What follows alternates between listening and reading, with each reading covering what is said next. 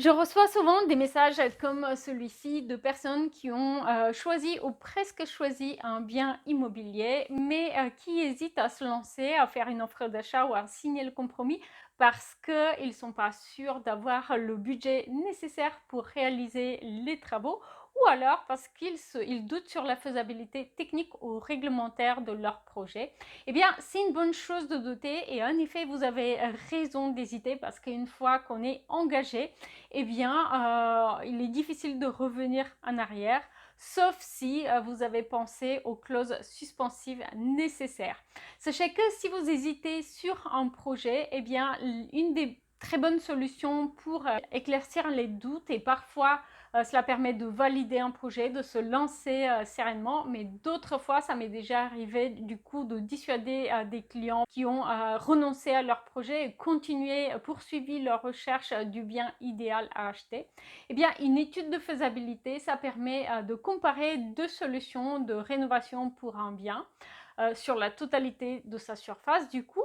et du coup d'avoir une idée de l'organisation des espaces, mais aussi une étude des contraintes techniques et réglementaires, particulièrement celles liées à l'urbanisme,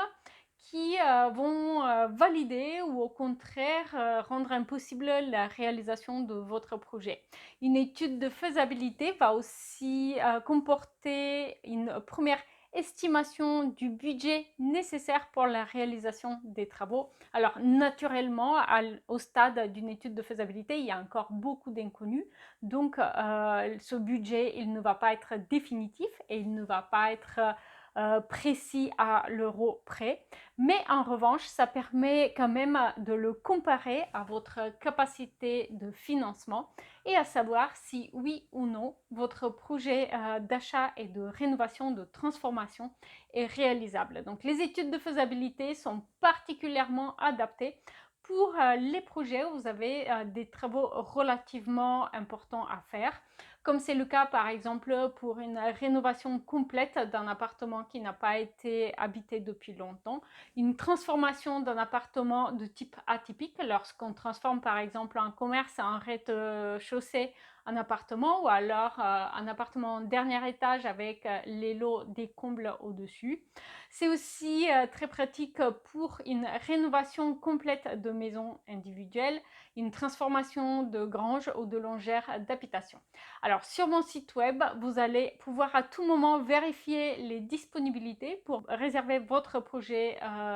d'étude de faisabilité. Et vous allez aussi pouvoir voir un exemple de dossier et aussi lire des témoignages de clients qui ont déjà profité des études de faisabilité. Vous allez voir que pour la très très grande majorité, ça a été vraiment une étude qui leur a apporté la confiance de dire oui ou non de manière sereine à un projet d'acquisition de biens rénovés.